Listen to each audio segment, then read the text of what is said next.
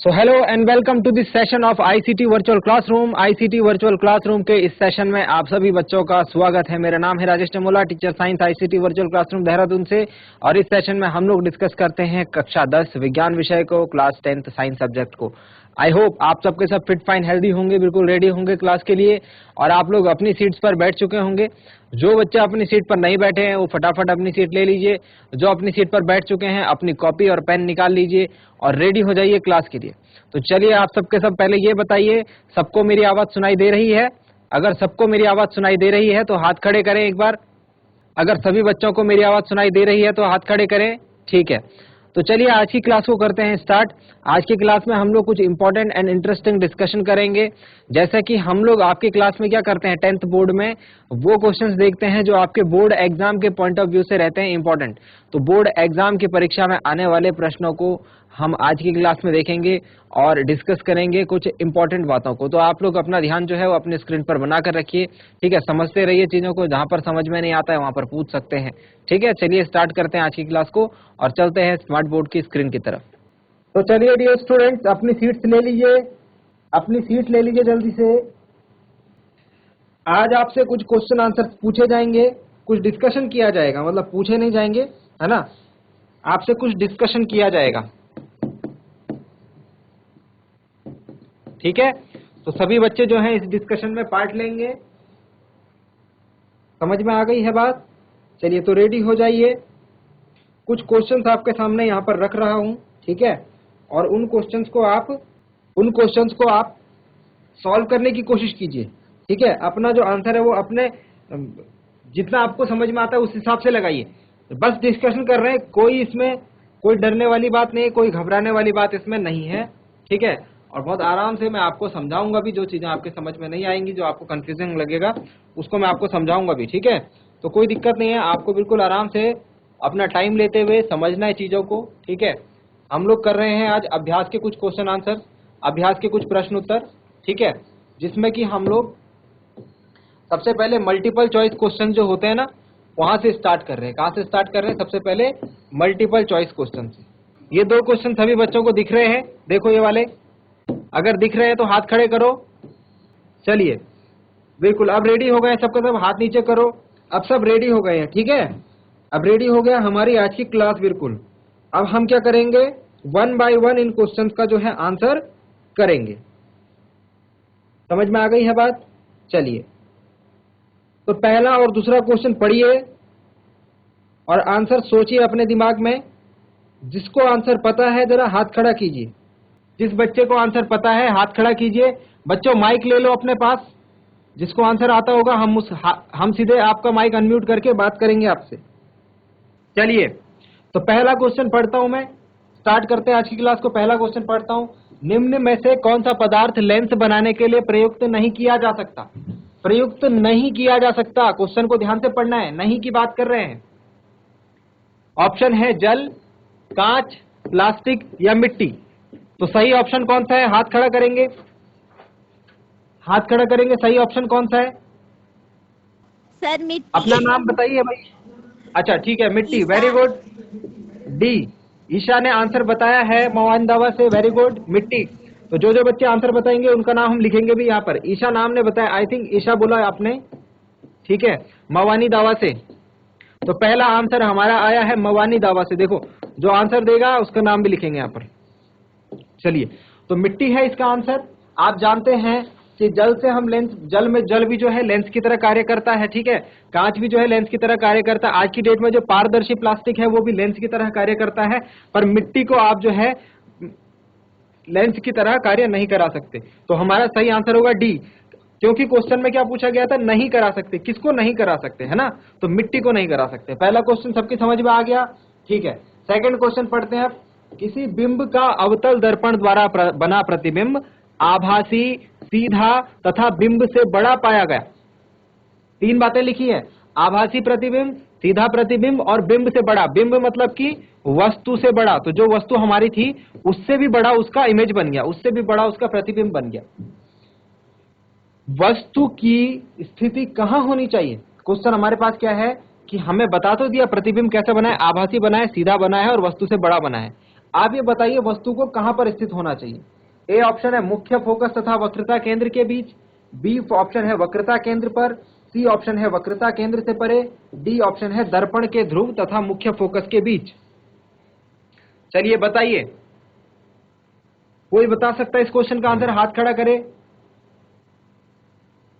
हम ABCD वाला चलते हैं, ठीक है। जितने बच्चों को लगता है कि इसका आंसर ए होगा वो जरा हाथ खड़ा करे। देखो, एक अवतल दर्पण होता है। दर्पण क्या है? ये रहा अवतल दर्पण, कॉनकेव मिरर, ठीक है। अभी मैं जल्द शॉर्ट में बताऊंगा क्योंकि मुझे सिर्फ आंसर बताने हैं, ठीक है। हम लोग जब डिस्कशन करेंगे तब हम लोग क्या करेंगे, इसको डिटेल में पढ़ेंगे। ये क्या होता है? ध्रुव होता है, यहां पर क्या होता है? फोकस होता है, और यहां पर क्या होता है? वक्रता केंद्र होता है। हमने पढ़ा है इसमें 6 केस होते हैं। इसमें वस्तु के लिए कितने केस बनते थे हमारे? 6 केस। लास्ट वाला केस था जब वस्तु कहां होगी? फोकस और पी के बीच। पी को क्या कहते हैं? ध्रुव। जब ऐसा होता था तो ये एकमात्र केस होता था जिसमें प्रतिबिंब आभासी और सीधा बनता था। आभासी और सीधा बनता था, ठीक है। ये मात्र एक ऐसा केस होता था जिसमें कि आभासी और सीधा प्रतिबिंब बनता था। तो अगर आपको चीजें याद हैं तो आप इसका आंसर बिना सोचे समझे, ज्यादा दिमाग ना लगाए, डी लगा सकते हैं, ठीक है। क्योंकि 6 केस होते हैं अवतल दर्पण में। लास्ट वाला केस जो होता है वो होता है जब हम वस्तु को पी यानी ध्रुव और मुख्य फोकस के बीच रखते हैं। ध्रुव को क्या कहते हैं? पी। मुख्य फोकस को क्या कहते हैं? एफ। तो जब पी और एफ के बीच में वस्तु होती है तो उसका प्रतिबिंब सदैव आभासी, सीधा एवं वस्तु से बड़ा बनता है। अवतल दर्पण और उत्तल दर्पण से प्रतिबिंब कैसे बनता है, तो नेक्स्ट क्लास में ये चीज हम डिटेल में डिस्कस करेंगे, ठीक है। तो नेक्स्ट क्लास में सबके सब रेडी रहिए। अवतल दर्पण और उत्तल दर्पण से प्रतिबिंब का बनना आपको सिखाया जाएगा।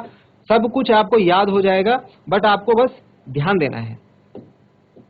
तो दूसरे क्वेश्चन का आंसर हो गया। नेक्स्ट क्लास में ये बात बताई जाएगी, अभी मैं पहले से ही बता रहा हूं, ठीक है। तो रेडी रहना नेक्स्ट क्लास के लिए, बहुत ज्यादा इंपॉर्टेंट है। एग्जाम में आपको क्वेश्चन मिलेंगे इसके, ठीक है। चलिए, दूसरे का आंसर डी हो गया। नेक्स्ट क्वेश्चन करते हैं। अभी तक एक ही बच्चे ने आंसर दिया है। नेक्स्ट क्वेश्चन करते हैं, देखते हैं इसका कुछ आंसर देंगे बच्चे। नेक्स्ट 2 क्वेश्चन लेते हैं हम लोग। चलिए, नेक्स्ट 2 क्वेश्चन लेते हैं, तीसरा और चौथा। किसी बिंब का वास्तविक तथा समान साइज का प्रतिबिंब प्राप्त करने के लिए बिंब को उत्तल लेंस के सामने कहां रखें? किसके सामने बात कर रहे हैं? उत्तल लेंस के। उत्तल लेंस यानी कि कॉन्वेक्स लेंस। तो आपके पास एक कॉन्वेक्स लेंस दे रखा है, उत्तल लेंस दे रखा है। आपको कैसा प्रतिबिंब चाहिए? आपको प्रतिबिंब चाहिए वास्तविक यानी कि रियल, और समान साइज का मतलब जितना वस्तु का साइज है उतना ही प्रतिबिंब बनना चाहिए। 4 ऑप्शन है हमारे पास। लेंस के मुख्य फोकस पर, फोकस दूरी की दोगुनी दूरी पर, अनंत पर, लेंस के प्रकाशिक केंद्र तथा मुख्य फोकस के बीच। कौन बता सकता है इस क्वेश्चन का आंसर? हाथ खड़ा करे। Option B, D. Option B, focus दूरी की दोगुनी दूरी पर, ठीक है। क्या नाम है आपका? नाम बताइए। खुशबू। तो अगेन खुशबू ने आंसर दिया है। सेम स्कूल, मवानी दावा से। बैठ जाइए खुशबू आप। Khushboo, okay, let me write. I think ये स्पेलिंग होनी चाहिए खुशबू की, ठीक है। चलिए, तो खुशबू ने आंसर दिया है बी, फोकस दूरी की दोगुनी दूरी पर, एंड ये राइट आंसर है, और ये राइट आंसर है। तो इस क्वेश्चन का आंसर लगाएंगे सभी बी। आप लोग नोट डाउन तो कर ही नहीं रहे हैं, बस सुने जा रहे हैं बातों को। इनको नोट डाउन करिए, इनमें से कोई क्वेश्चन आपको बोर्ड एग्जाम के पेपर में देखने को मिल जाएगा। चलिए नेक्स्ट क्वेश्चन पे चलें। 4th क्वेश्चन पे चलते हैं। किसी गोलीय दर्पण तथा किसी पतले गोलीय लेंस दोनों की फोकस दूरियां -15 सेंटीमीटर हैं। ध्यान से देखेंगे क्वेश्चन को। -15 सेंटीमीटर दे रखा है। क्या दे रखा है? दोनों की फोकस दूरियां। दर्पण, अच्छा, एक दर्पण है और एक लेंस है। ध्यान रखना इस बात का। जो क्वेश्चन में छोटी छोटी बातें लिखी होती है वो बहुत इंपॉर्टेंट होती है। तो एक दर्पण है, एक लेंस है, पर दोनों की फोकस दूरी -15 सेंटीमीटर है। दर्पण तथा लेंस कौन सा है? कौन सा लेंस हो सकता है? चलिए, इसके लिए मैं आपको एक इंपॉर्टेंट बात बता देता हूं। देखो, जो हमारा उत्तल और अवतल, कॉन्वेक्स और कॉनकेव दर्पण होते हैं, और उत्तल और अवतल हमारे लेंस भी होते हैं। ठीक है, तो उत्तल दर्पण भी होता है, उत्तल लेंस भी होता है, अवतल दर्पण भी होता है, अवतल लेंस भी होता है। पहले दर्पण की बात कर लेते हैं सॉरी, पहले जो दर्पण की बात कर लेते हैं, दर्पण की, उत्तल दर्पण की जो फोकस दूरी होती है, उत्तल दर्पण की जो फोकस दूरी होती है वो ऋणात्मक होती है, सॉरी वो धनात्मक होती है, जबकि अवतल दर्पण की फोकस दूरी ऋणात्मक होती है। ठीक है, और उत्तल लेंस की फोकस दूरी, उत्तल लेंस की फोकस दूरी धनात्मक होती है, जबकि अवतल लेंस की फोकस दूरी ऋणात्मक होती है। समझ में आई है ये बात? उत्तल लेंस की फोकस दूरी क्या होती है? धनात्मक, और अवतल लेंस की फोकस दूरी ऋणात्मक होती है। अब आप मुझे एक बात बताइए, यहां ऊपर क्वेश्चन में क्या दे रखा है? दोनों की फोकस दूरी क्या है? -15 सेंटीमीटर। ये मत देखो, ये देखो क्या है, ये ऋणात्मक है। तो ये कौन सा दर्पण और कौन सा लेंस होगा? अब कौन बताएगा इस क्वेश्चन का आंसर? कोई भी नहीं है। आपको आंसर मैंने हिंट तो दे दिया है, पूरा का पूरा हिंट। चलो देखो, देखो समझो, दर्पण कौन सा है नेगेटिव? अवतल दर्पण की फोकस दूरी ऋणात्मक और अवतल लेंस की फोकस दूरी भी ऋणात्मक। यहां पर हमको क्या दे रखा है? ऋणात्मक, यानी कि दोनों के दोनों क्या होंगे? अवतल दर्पण और अवतल लेंस होंगे, दोनों अवतल। इसका ए ऑप्शन करेक्ट होगा। इसका कौन सा ऑप्शन करेक्ट होगा? ए ऑप्शन करेक्ट होगा। ठीक है, चलिए नेक्स्ट क्वेश्चन और लेते हैं। आई होप आपको इंटरेस्ट आ रहा होगा, आप लोग एंजॉय कर पा रहे होंगे क्लास को। तो हम लोग नेक्स्ट 2 क्वेश्चंस और ले लेते हैं। चलिए, फिर उसके बाद हमारे मल्टीपल चॉइस क्वेश्चंस जो हैं वो समाप्त हो जाएंगे। चलिए ये 2 क्वेश्चन पढ़िए, question number 5 and question number 6। Question number 5 and question number 6।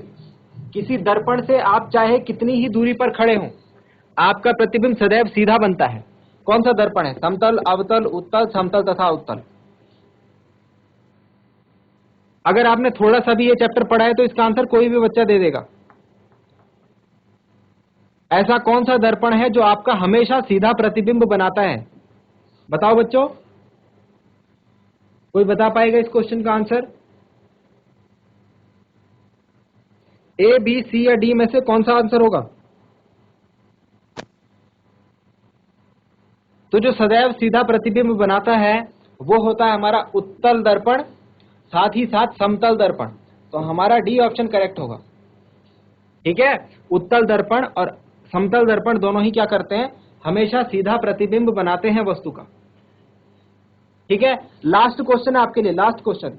किसी शब्दकोश, शब्दकोश क्या होती है? डिक्शनरी, जिसमें छोटे छोटे अक्षर लिखे होते हैं। ठीक है, क्योंकि उसमें बहुत सारे लेटर्स लिखे होते हैं और वो सबको छोटे अक्षरों में लिखा होता है।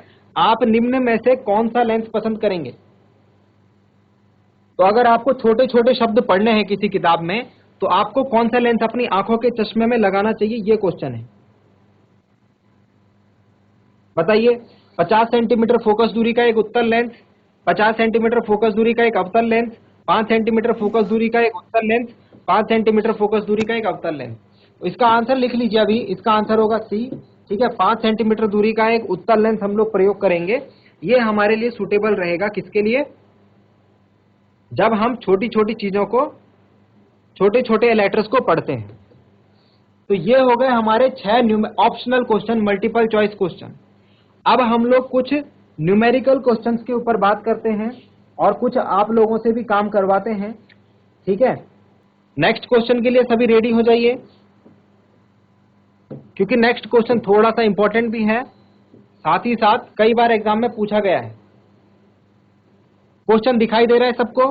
क्वेश्चन लिखिए, इस क्वेश्चन को नोट डाउन कीजिए आप लोग अपनी कॉपी में। आपकी बुक का ही क्वेश्चन है। निम्नलिखित स्थितियों में प्रयुक्त दर्पण का प्रकार बताइए। कौन सा दर्पण हम लोग यूज करते हैं इन ए बी सी पार्ट में? लिखिए, निम्न स्थितियों में प्रयुक्त दर्पण का प्रकार बताइए। चलिए, पहला क्वेश्चन है, किसी कार के अग्रदीप हेडलाइट में हेडलाइट में आप कौन सा दर्पण यूज करेंगे? तो आंसर मैं यहां पर लिख रहा हूं नीचे।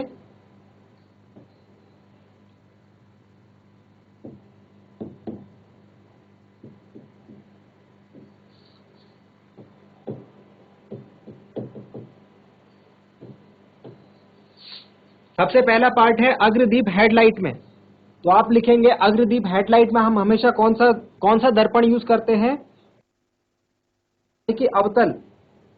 तो आप लिखेंगे कार के अग्रदीप में अवतल दर्पण का प्रयोग करते हैं। अवतल दर्पण को हम लोग क्या कहते हैं भाई? अवतल दर्पण को हम कहते हैं कॉनकेव मिरर। अगर किसी को ऐसे समझ में नहीं आ रहा होगा तो ऐसे ध्यान रखिए। पार्श्व या पश्च दृश्य दर्पण मतलब कि पीछे का दृश्य देखने के लिए ड्राइवर अपने पीछे आने वाली गाड़ियों को कौन से दर्पण की सहायता से देखता है? इस क्वेश्चन का आंसर सारे बच्चों को पता होगा आई थिंक। कितने बच्चों को पता है इस क्वेश्चन का आंसर? जरा हाथ खड़े करो। वाहनों में पीछे का दृश्य देखने के लिए ड्राइवर कौन से दर्पण का प्रयोग करता है? उत्तल दर्पण। उत्तल दर्पण, वेरी गुड। क्या नाम है आपका? Sir Prahlad Singh. Prahlad, very good Prahlad, बैठ जाइए। तो प्रहलाद ने आंसर दिया है मवानी दावा से। काफी सारे बच्चे हमको आंसर कर रहे हैं और इस क्वेश्चन का सही आंसर है उत्तल दर्पण का प्रयोग करते हैं। उत्तल दर्पण का प्रयोग किसमें करते हैं? वाहनों के पश्च दृश्य दर्पण। पश्च दृश्य दर्पण को हम लोग कहते हैं रियर व्यू मिरर। रियर मतलब पीछे का दृश्य देखने के लिए, पीछे से कोई गाड़ी आ रही है कि नहीं आ रही है, ओवरटेक कर रही है कि नहीं कर रही है, ये चीज चेक करने के लिए हम लोग कॉन्वेक्स मिरर, उत्तल दर्पण को क्या कहते हैं? Convex mirror.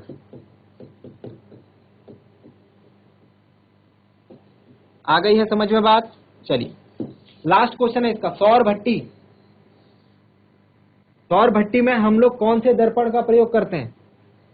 कोई और स्कूल भी आंसर दे। जितने स्कूल हमारे साथ जुड़े हुए हैं उनमें से कोई बच्चा आंसर देना चाहेगा?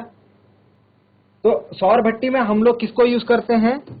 सौर भट्टी में हम लोग किसको यूज करते हैं? सौर भट्टी में भी हम अवतल दर्पण को ही प्रयोग करते हैं, अवतल दर्पण का। इसके नीचे एक क्वेश्चन और लिखा हुआ था, ठीक है, और वो क्वेश्चन क्या है कि अपने उत्तर का कारण भी बताओ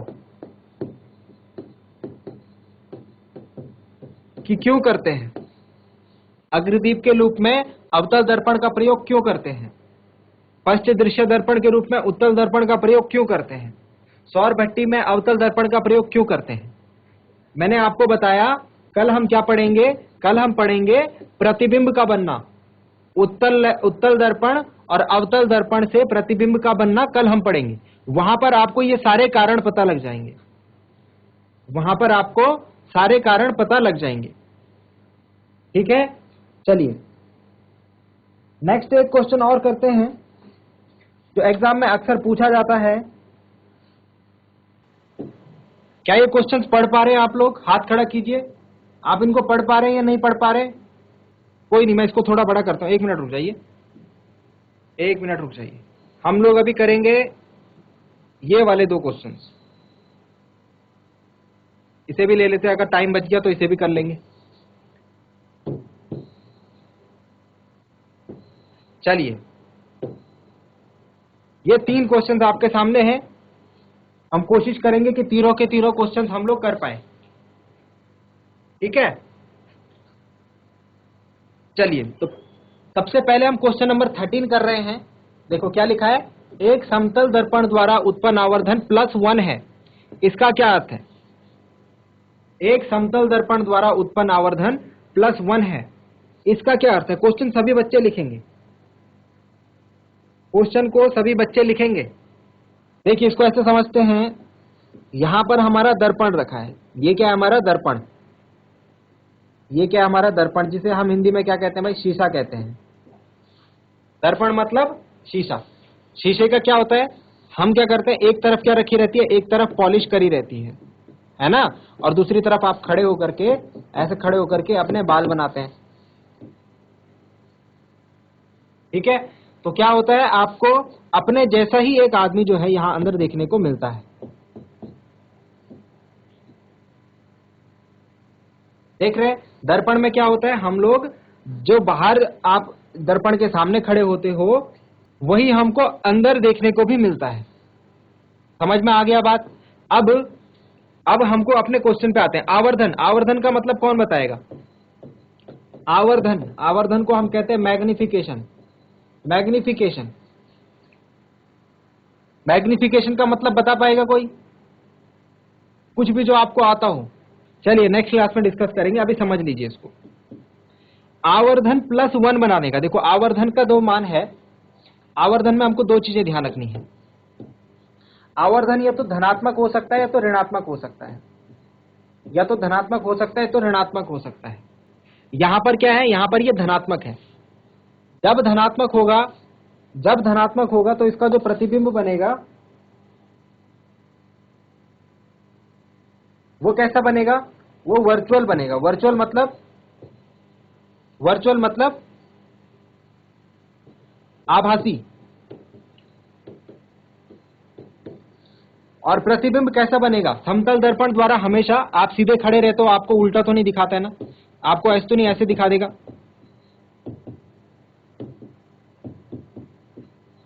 ऐसे तो नहीं दिखाता ना? ऐसा नहीं दिखाता है, सीधा ही दिखाता है आपको। तो उसे हम कहते हैं कि जो समतल दर्पण है वो हमेशा कैसा प्रतिबिंब बनाता है? सीधा प्रतिबिंब बनाता है। तो कहने का मतलब है ये जो आवर्धन +1 है, इसका क्या अर्थ है? इसका अर्थ है कि प्रतिबिंब क्या है? आभासी है। समतल दर्पण द्वारा जो प्रतिबिंब बनता है आभासी बनता है। और क्या बनता है? सीधा बनता है। इसे हम इंग्लिश में कहते हैं virtual and erect. Virtual and erect image. और एक और चीज, जितनी आपकी लंबाई होगी भाई यहां पर, उतना ही लंबाई का आपका प्रतिबिंब भी बनेगा। जितनी आपकी लंबाई होगी उतनी ही लंबाई का प्रतिबिंब बनेगा। यानी कि समतल दर्पण द्वारा जो प्रतिबिंब बनता है वो वस्तु के समान साइज का प्रतिबिंब बनता है। जिस साइज की वस्तु होगी उस साइज का प्रतिबिंब आपको अंदर देखने को मिलेगा। आपकी इमेज भी उसी साइज की बनेगी। कितने बच्चों को यह बात समझ में आ गई है? जरा हाथ खड़ा करें। ठीक है, आई थिंक सबको आ गया समझ में। ओके, तो नोट डाउन कर लीजिए इसे, जल्दी से नोट डाउन कर लीजिए, फिर मैं नेक्स्ट क्वेश्चन करवा रहा हूं। और नेक्स्ट क्वेश्चन की तरफ चलते हैं। नेक्स्ट क्वेश्चन एक न्यूमेरिकल है, और आपको ऐसा लग सकता है कि आपको न्यूमेरिकल समझ में ना आए, क्योंकि आपने तो इससे पहले क्लास ली नहीं ना। जब हम डिस्कस कर रहे थे सूत्रों को तो वहां पर आपने डिस्कस नहीं करा, बट कोई बात नहीं। आपको ध्यान देना है, जो 2-3 चीजें मैं बताऊंगा वो ध्यान में रखनी है, आपको समझ में आ जाएगा। ठीक है? और अदरवाइज हम लोग जो है नेक्स्ट टाइम क्लास में इसमें बात तो कर ही लेंगे। चलिए, तो हम लोग स्टार्ट करते हैं इस न्यूमेरिकल को। ठीक है, 12th क्वेश्चन हम लोग कर रहे हैं। 12वां क्वेश्चन क्या लिखा है? क्वेश्चन पढ़ते पहले ढंग से। 15 सेंटीमीटर फोकस दूरी के, देखिए इस प्रकार के क्वेश्चन एग्जाम में 2 या 3 नंबर में आते हैं आपके, और लगभग हर साल आते हैं। इसीलिए इंपॉर्टेंट है बच्चों, इस चैप्टर से न्यूमेरिकल करना जरूर सीखो। अगर इस चैप्टर से आप न्यूमेरिकल करना सीख गए, मतलब आपके 5 से 10 नंबर जो है वो पक्के हो गए। लगभग 5 नंबर पक्के मान के चलिए आप। हर साल क्वेश्चन पूछे जाते हैं, आपके टाइम भी पूछा जाएगा। चलो, 15 सेंटीमीटर फोकस दूरी के किसी उत्तल दर्पण के कोई बिंब 10 सेंटीमीटर दूरी पर रखा है। प्रतिबिंब की स्थिति प्रकृति ज्ञात कीजिए। हमको क्वेश्चन में 2-3 चीजें सबसे पहले ढूंढनी होती है। मैं क्वेश्चन करने का तरीका बता रहा हूं आपको। सबसे पहले आपको क्या क्या दे रखा है? फोकस दूरी दे रखी है 15 सेंटीमीटर। कौन सा दर्पण है? उत्तल दर्पण है। और क्या दे रखा है? बिंब की दूरी। बिंब दूरी मतलब वस्तु की दूरी। तो अगर मैं इसको एक डायग्राम के थ्रू बताना चाहूं आपको, ये रहा हमारा उत्तल दर्पण, ठीक है, और ये रहा हमारा इसका मुख्य अक्ष। यहां पर रहेगा P, यहां पर रहेगा F, और यहां पर रहेगा C। उत्तल दर्पण में P, F और C जो बिंदु होते हैं वो दर्पण के पीछे होते हैं। अब क्या दे रखा है आपको दे रखा है कि जो फोकस दूरी है, तो फोकस दूरी ये P से F के बीच की दूरी होती है। ये कितनी दे रखी है?